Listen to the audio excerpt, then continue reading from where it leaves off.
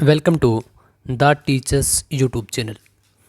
आज की यह स्पेशली वीडियो हम रिकॉर्ड कर रहे हैं बिल्कुल स्पेशली एच टेट से रिलेटेड, क्योंकि अभी एच टेट होने वाला है। अगर आप बाद में एच टेट के लिए प्रिपरेशन कर रहे हो और बाद में आप इस वीडियो पर आए हो, तब भी आपका मोस्ट वेलकम। और अगर आप हरियाणा के किसी भी एग्ज़ाम की लाइक हरियाणा सीईटी की अगर आप तैयारी कर रहे हो, तब भी आप इस वीडियो से उतना ही फ़ायदा ले सकते हो जितना कि एच टेट वाले कैंडिडेट इस वीडियो से फ़ायदा लेने वाले हैं। वीडियो बिल्कुल हम 7 से 8 मिनट में कवर कर लेंगे। तो चलिए लेट गेट स्टार्ट। सो हमारा फर्स्ट क्वेश्चन है, स्वागत समिति यह एक समिति थी, तो इसके अध्यक्ष के बारे में आपसे पूछा गया है कि स्वागत समिति के अध्यक्ष कौन थे। ऑप्शन आपके सामने रहेंगे महात्मा गांधी जी, परिजादा हुसैन, मोतीलाल नेहरू या फिर जिन्ना। तो इसका राइट आंसर क्या है, साथ साथ में आप खुद का एक एनालिसिस भी कर सकते हैं कि आपके कितने क्वेश्चन सही हुए और कितने आज आपको नए क्वेश्चन सीखने को या देखने को मिले। तो इस क्वेश्चन का राइट आंसर क्या रहेगा, बताइए फटाफट से। इसका राइट आंसर रहेगा ऑप्शन बी, परिजादा हुसैन। अब ये है स्वागत समिति थी क्या, देखिए मुस्लिम लीग की एक ब्रांच आप बोल सकते हैं इसको स्वागत समिति। अच्छा ये थी क्या, इसका मकसद क्या था? इसका मकसद था हरियाणा को पंजाब से अलग करना। आप मान सकते हैं कि लगभग 1925 के आसपास यह मांग उठी कि हरियाणा को पंजाब से एक अलग प्रांत या एक अलग स्टेट बनाया जाए। तब जो वह आवाज़ उठाई थी, स्वागत समिति ने वह आवाज़ उठाने का कार्य किया था। और यह भी कहा गया था कि अगर आप अलग से प्रांत नहीं बना सकते, तब आप दिल्ली में ऐड कर सकते हैं हरियाणा को, या फिर आप दिल्ली का कुछ हिस्सा और पंजाब का कुछ हिस्सा मिलाकर एक प्रांत बना दीजिए।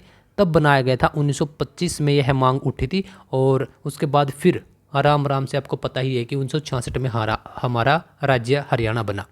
चलिए अगले क्वेश्चन पर हम चलते हैं। शाह कमीशन के अध्यक्ष कौन थे, उसको आपको याद रखना है। वह कौन सी कमेटी थी, वह थी आपकी स्वागत समिति। और यह शाह कमीशन, इसके अध्यक्ष पूछा गया है। तो इसके अध्यक्ष कौन थे, Shri S Dutt, M Philip, J C Shah या फिर सरदार हुकम सिंह। तो इसका राइट आंसर क्या रहेगा, option C is the right answer. क्या है ये, जेसी शाह क्या थे, शाह कमीशन के अध्यक्ष थे। अब यह शाह कमीशन किस चीज़ से रिलेटेड है, तो यह भी हरियाणा को पंजाब से अलग करने का इनको बोला गया था कि आप हरियाणा को पंजाब से अलग किस आधार पर करेंगे और हमें आप रिपोर्ट बनाकर दीजिए। तब इस कमेटी ने एक रिपोर्ट प्रस्तुत की थी। तो यह वेरी मोस्ट इंपॉर्टेंट क्वेश्चन है और बहुत बार यह प्रीवियस एग्जाम्स में पूछा भी गया है। शाह कमीशन आपको याद रखना है। तो चलिए देखिए, very very most important question, 1 नवंबर को कितने ज़िले बने। तो पहले बात कर लेते हैं अभी कितने ज़िले हैं। देखिए, जब हम 1 नवंबर 1966 को पंजाब से अलग हमारा एक राज्य अस्तित्व के रूप में आया था, तब हमारे पास थे सिर्फ 7 ज़िले और अब कितने हैं, 22 ज़िले। तो 15 ज़िले और बने हैं। इतनी बातें आपको ध्यान रख लेनी है। लेकिन यहाँ पर पूछा गया कि 1 नवंबर को, जब हम 1 नवंबर 1966 को अलग हुए थे पंजाब से, तब हमारे पास 7 ज़िले थे। इतनी बातें समझ में आ गई। तो इसका मतलब ऑप्शन ए तो हो ही नहीं सकता और ऑप्शन बी भी हो सकता है, क्या पता 7 ही हों, सी भी हो सकता है, यह भी नहीं हो सकता कि कोई नहीं बना, क्योंकि बने तो थे। तो 2 ऑप्शन तो हमने साथ के साथ काट दिए। तो 1 नवंबर 1966 को 7 ज़िले बने थे, लेकिन 1 नवंबर 1989 को हमारे 4 ज़िले और बनाए गए थे। तो 7 और 4, तो ऑप्शन सी आपका सही रहेगा। यानी कि आपके 1 नवंबर को बनने वाले कितने ज़िले हैं, तो आपके 1 नवंबर को बनने वाले 11 ज़िले हैं और कुल कितने ज़िले हैं, 22। तो 22 में से 11 ज़िले हमारे 1 नवंबर को बने हैं। तो 1 नवंबर 1989 को कौन कौन से ज़िले आपके बने थे, यमुना के पानी रेवाड़ी, यमुना यानी कि यमुनानगर के कई कैथल, पानीपत और फिर रेवाड़ी। बहुत सारी जगह आपको मिल सकता है कि पानीपत को यह बोला गया है कि पानीपत 1989 में ना बनकर 1991-92 में बना। हाँ, यह भी सही हो सकता है, क्योंकि 1989 में एक बार पानीपत को ज़िला बना दिया गया था। उसके बाद फिर से इसको किसी दूसरे ज़िले में मिला दिया गया और फिर आई थिंक 90 या फिर 91 या 92 के आसपास दोबारा से फिर इसको एक जिला के रूप में बनाया गया। तो आई थिंक आप यह सब बातें समझ चुके होंगे। और चलिए एक बात और मैं आपको यहीं पर बता देता हूं, अगर आप चाहते हैं कि जितने भी हमारे ज़िले हैं हरियाणा के अंदर कौन सा ज़िला कब बना, उसकी एक बहुत ही ज़बरदस्त वीडियो, मैं यकीन के साथ कह सकता हूं कि पूरे यूट्यूब की हिस्ट्री आप देख लेना, वैसी वीडियो अब तक तो नहीं बनी जैसे मैं बनाकर लेकर आऊँगा। हाँ, बाद में उसको देखकर बहुत सारी वीडियोज़ बन सकती हैं। अगर आप कहोगे कि सर आप एक ऐसी वीडियो बना दीजिए जिसमें हरियाणा के सभी ज़िले हों, और अगर आपको याद ना हो तो आप कमेंट बॉक्स यही है, तो आप कुछ भी उसमें लिख सकते हो, तो मैं आपको गारंटी देता हूं कि 10-15 मिनट की वो वीडियो रहेगी और हरियाणा के 22 के 22 ज़िले आपकी उंगलियों पर रटवा दूंगा। लेकिन अगर आप कमेंट करोगे कि सर हमें वो वीडियो चाहिए, तभी वो वीडियो बनेगी, अदरवाइज़ मुझे लगेगा कि आपको वो वीडियो नहीं चाहिए।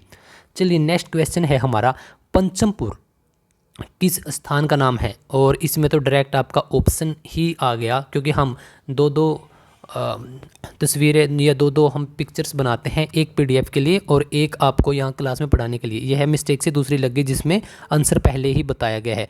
तो पंचमपुर जो पिंजौर है उसका प्राचीन नाम है। और साथ में यह आपकी एक प्यारी ही तस्वीर भी लगा रखी है पिंजौर गार्डन की। क्या कोई पिंजौर गार्डन गया है? बताइएगा ज़रूर।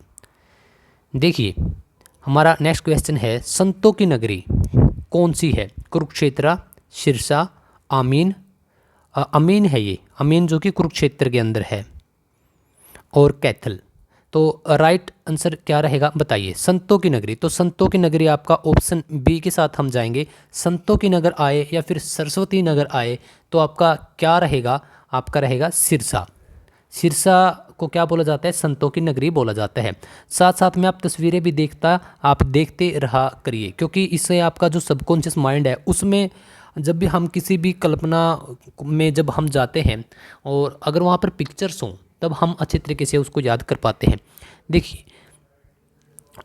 डी क्रस्ट यूनिवर्सिटी कहाँ पर है? यह डी क्रस्ट आपकी यूनिवर्सिटी कहाँ पर है? करनाल, कुरुक्षेत्र, रोहतक या फिर मुरथड़। तो ध्यान दीजिएगा, आपकी जो डी क्रस्ट यूनिवर्सिटी है वह कहाँ पर है? आपकी मुरथड़। और मुरथल कहाँ पर है? सोनीपत के अंदर। अच्छा, जो ये डी क्रस्ट यूनिवर्सिटी है इसकी फुल फॉर्म क्या है? देखिए, Deenbandhu Chhotu Ram university science and technology, यह है इस यूनिवर्सिटी की फुल फॉर्म है। और यहाँ पर इसकी तस्वीर भी दी गई है, तब आप इसको देख भी सकते हैं। चलिए अगले क्वेश्चन पर हम चलते हैं। देखिए, जंगल बबलर टूर कॉम्प्लेक्स कहाँ पर है? Very very most important. और यह है, इसकी तस्वीर भी आपको जूम करके दिखा देता हूँ। इसका मेन गेट है आई थिंक, क्योंकि मैंने तो गूगल से ही ली है, मैं गया नहीं हूँ। जंगल बबलर टूर कॉम्प्लेक्स कहाँ पर है? धारूरेड़ा जो कि रेवाड़ी में है, गुरुग्राम, पिंजौर जो कि पंचकुला में है, या भिवानी कहाँ पर है? फटाफट से बताइए। इस क्वेश्चन का राइट आंसर क्या हो जाएगा? जंगल बबलर कहाँ पर है? धारूरेड़ा। धारूरेड़ा कहाँ पर है? आपका रेवाड़ी के अंदर है। क्योंकि इस प्रकार के क्वेश्चंस पूछे जाते हैं, टूर कॉम्प्लेक्स से रिलेटेड पूछे जाते हैं, तब आपको यह क्वेश्चन अच्छे तरीके से याद कर लेना है। देखिए, इब्राहिम लोदी और बाबर के बीच कौन सी लड़ाई लड़ी गई? पहली लड़ाई पानीपत की, दूसरी, तीसरी या फिर तराइन का युद्ध? फटाफट से कमेंट करके मुझे बताइए।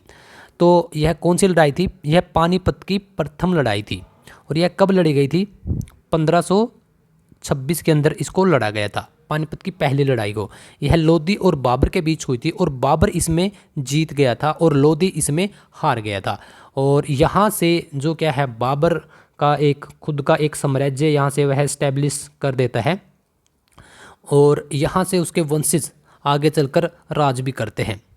बाबर, हुमायूं, अकबर, आप सबको पता ही होगा। तो आपको और अगर हम बात करते हैं पानीपत की दूसरी लड़ाई की, तो यह हुई थी अकबर के समय 1556 में। 1526, पहली 1526 और पहली 1526 में, दूसरी 1556 में। इतनी बातें आपको पता होनी चाहिए। और तीसरी 1761 में। इतनी बातें आपको पता होनी चाहिए। चलिए नेक्स्ट क्वेश्चन, पश्चिमी यमुना नहर कब निकाली गई और कहाँ से निकाली गई? जो हमारी यमुना नदी है उसी में से निकाली गई है इसके एक ब्रांच, पश्चिमी यमुना नहर। देखिए आप इसको थोड़ा सा ध्यान दीजिएगा, यहाँ पर लिख दिया मैंने यूपी और यहाँ पर लिख दिया मैंने हरियाणा। ठीक है, अब थोड़ा सा कलर चेंज कर लेते हैं जैसा पानी होता है। तो यहाँ से आती है हमारी यमुना नदी, जिसके बारे में हम बात कर रहे हैं, यमुना नहर के बारे में बात कर रहे हैं। तो यमुना नदी हमारी यहाँ से आती है। अगर आप देखोगे तो यह तो है आपका पूर्व और यह हो गया आपका पश्चिम।